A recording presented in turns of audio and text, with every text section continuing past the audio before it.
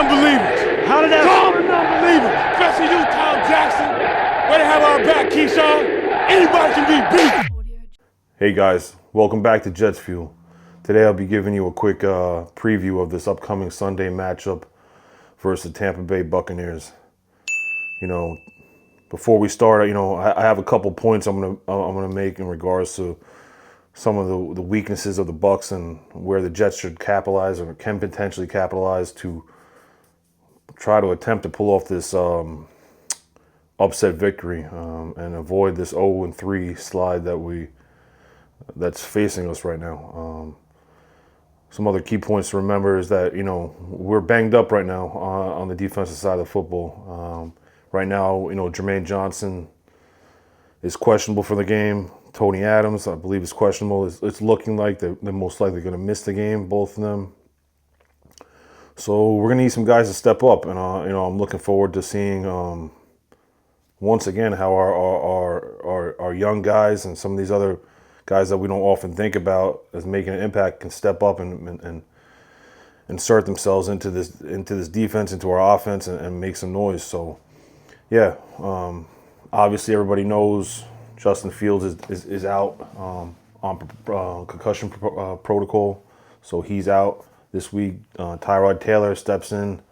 He's going to get the start. A lot of mixed feelings from the Jets community in regards to some feel like this might be a better chance for us to actually pull off this victory.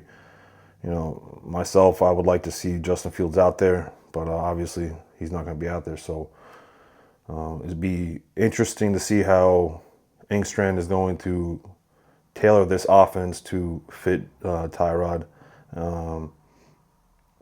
Both of them are, Tyrod and Justin Fields are both versatile quarterbacks. Obviously, Tyrod, I feel, is more of a polished passer, great deep ball accuracy, and he's a smart quarterback. He doesn't turn the ball over often. But flip side, he's older, he's injury prone.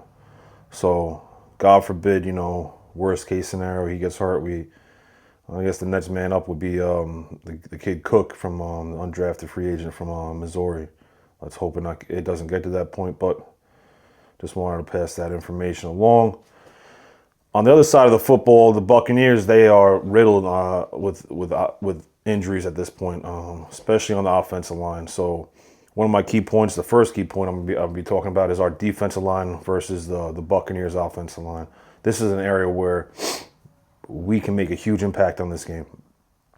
Obviously, the Buccaneers have two decent running backs back out there with Bucky Irving, and they got the kid White, and you got Baker Mayfield under center. So it's going to be imperative that we can disrupt their running game, get them off the field on third downs, and also Baker Mayfield is crafty, and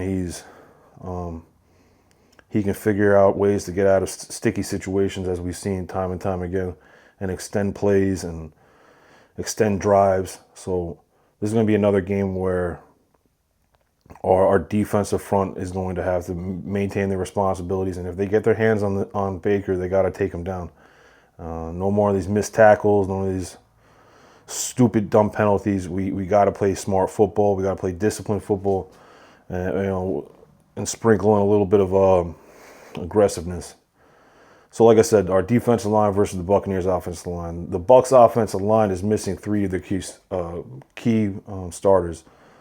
Their interior of the offensive line has been mixed and moved around so much. So you look at guys like Quinnen Williams and Harrison Phillips, I'm looking at those guys to really cause chaos and wreak havoc in the Buccaneers backfield. This is a perfect game for these two guys to stand out and to make a mess of the Buccaneers offense. On the outside, we got Will McDonald. He's going to need a big game.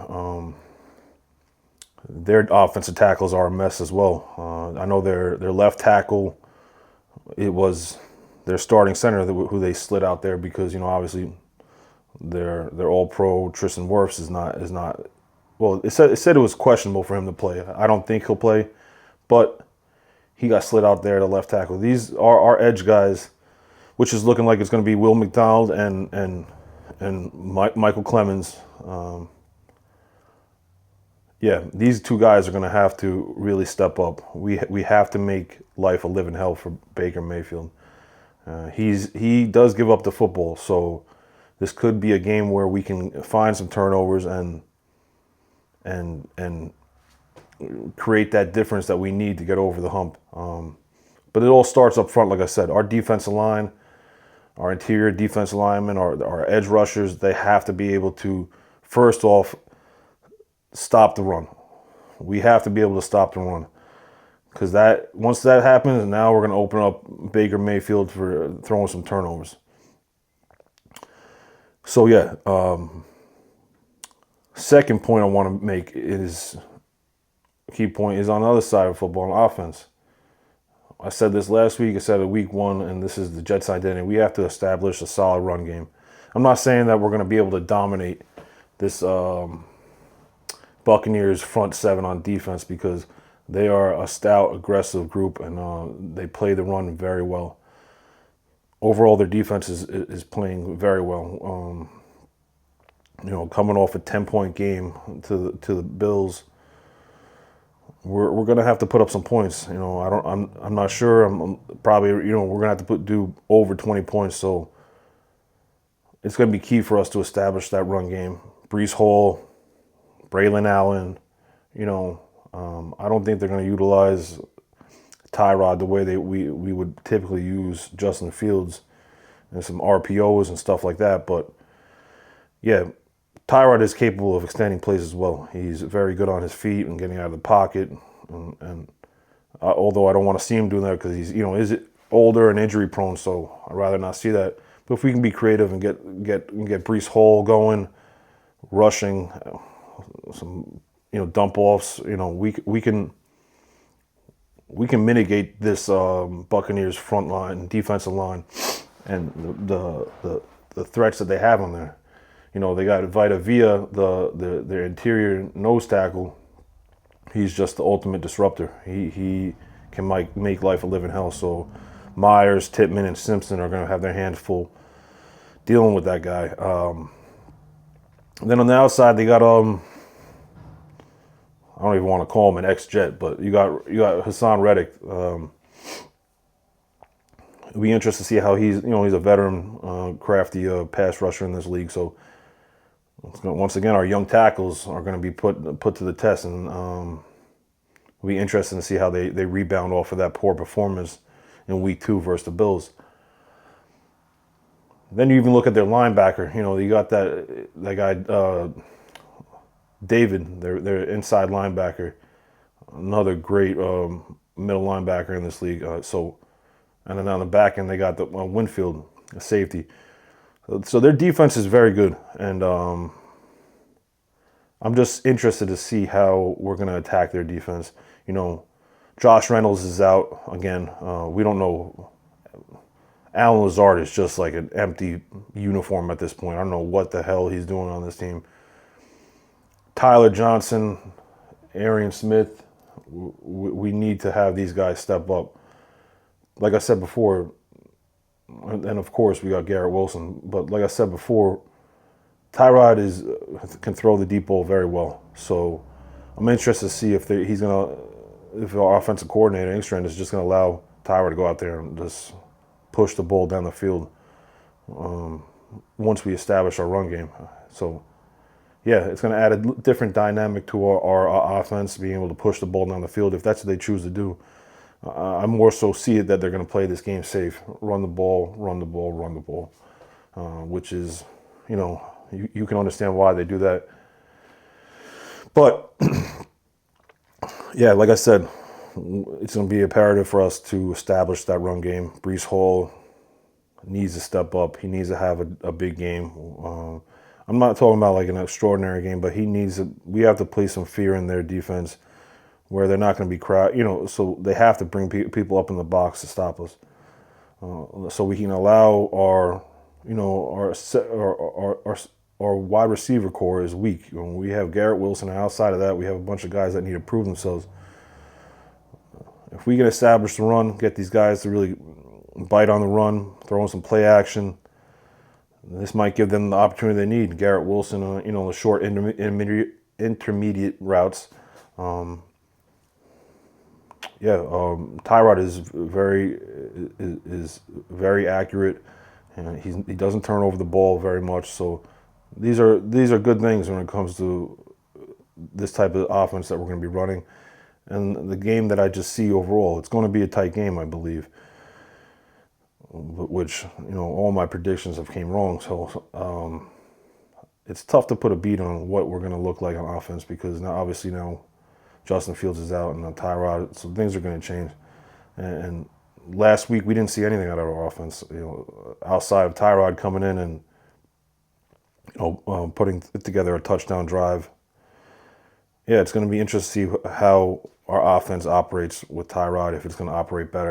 And I think that's the storyline with a lot of Jet fans, is that a lot of people are saying that our offense is going to perform better. Who knows? I hope he does, but it's to be seen. Last point is turnovers. This is going to be a game where I see Baker Mayfield giving us opportunities to create some of these turnovers. That's just the type of guy he is, a gunslinger. He's a straight-up dog, honestly. You seen him last week against Houston. He's running all over the place, getting hit, flying in the air. Either he can cough up a fumble, or he likes to throw the ball down the field. So can we get a turnover? It's something that's plagued the Jets for a long time. Is we've had a hard time creating turnovers. Whether it's just we're unlucky because obviously a couple of these games were these first 2 weeks the balls ended up on the ground off a fumble, and it's just taking a good bounce and ended up in the opponent's hands. But it's going to be imperative for us to try to create a turnover. We need to see some, Brandon Stevens had that missed opportunity week 1. Sauce Gardner is going to be lined up, I'm assuming, against Mike Evans. And we know Baker loves throwing the ball to him. He's going to push the ball to him heavy. So Sauce is going to have his opportunities. Their second wide receiver option, which I saw he's still questionable, in Buca. We'll see if he's actually going to play. But, Brandon Stevens, this is another game where he's had 2 weeks he didn't look good as well. In general, our whole defense has not looked well. I want to see this defense step up. I want to see, Steve Wilks craft a good game plan and really show off what this defense can do. Because we know what they could do. Outside of, a couple guys, our defense is pretty much intact. DJ Reed's a big loss for us, and, we replaced him with Brandon Stevens. But if Brandon Stevens can't step up this game, if we see him struggling early, let's see what we got with these other guys. Let's see what we got with this rookie, Thomas, that we got out of Florida State. Let's start plugging in some of these other people to see what they could do. In the slot, we have Michael Carter. He looked like he's questionable to play as well. So guys need to step up. That's ultimately what's going to have to happen. We need these guys to step up and make some plays, create a turnover. Then on the other side of the football, it's going to be imperative that we don't turn the ball over, because we just don't have the offense that can put up these massive points. I don't see us going over 20 points in this game, just because I think they're going to play it safe. At the end of the day, I want to see them play a competitive game, this week. I don't think they're going to win, unfortunately. I'm totally deflated from these first 2 weeks. I'm assuming most of you guys are as well. But I just want to see them play a good close game. I want to see this defense make some steps forward. Listen, this is our opportunity. The Bucs offensive line is just completely wrecked with injuries. This is our opportunity to really get some momentum and build our defense up. But, we've seen time and time again where the Jets haven't been able to capitalize on these things. Even going like last week with Ed Oliver out, for the Bills, we couldn't capitalize and run the ball. We couldn't figure out how to get the run game going at all. So there's been a lot of missed opportunities in this season so far. And I guess the biggest surprise for me and something that I want to see improve right here and now is not so much the offense, but definitely the defense.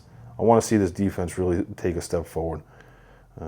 If not, we're in for a rude awakening. You know, I watched last night the Bills and Dolphins game, which was surprisingly a great game to watch. I thought it was going to be a blowout, but the Bills run away with it quick. But those Dolphins stuck in there, man, and it came down to wire. It came down to that another stupid penalty and a dumb turnover. But that game could have went either way. The Bills find a way to go to advance to 3-0. Now they're 2-0 in the division. And meanwhile, we're sitting at the bottom of the division with the Dolphins, and that leads into our next matchup on Monday night with the Dolphins. But we're sitting at the bottom of the division again, and just looking at the game last night, the Dolphins are going to give us some trouble. So hopefully we can gain some momentum this week. Our defense can step up. We're going to need them to step up. And, we got to establish the run. So we need some big games out of Tyrod Taylor, Breece Hall. Like I said, our interior defensive lineman, Quinnen Williams, Phillips. These are guys that are going to have to make a big impact on this game. And they have the opportunity to do it, especially our defensive line causing some havoc back there. But, like I said, I want to see them have a competitive game, but I don't see us winning. The defense hasn't proven to me that they can do much of anything because, look, in the first two games we've given up over 60 points, which is incredible. I don't remember back to when our defense has given back 2 30-point plus games back to back. Never mind it being at home, so I don't even want to start thinking about it because I'll get pissed off again about all this crap. But I want to see this defense step up, play better, make this competitive, so we can have something to look forward to moving into the following week on Monday night versus the Dolphins. So that's it. I'm looking like probably the Jets will lose this one. I'm going to probably say 24. I'll say 24-17. So there you have it. If you guys haven't check out this previous week. On Wednesday, I put out a video or my collaboration with Table Smashers. Seems like you guys enjoy that video a lot. It's a weekly segment we do every week on the state of the AFC East. So show your boy some love, like, share, comment, please. Subscribe if you haven't. And like I said, as always, go Jets.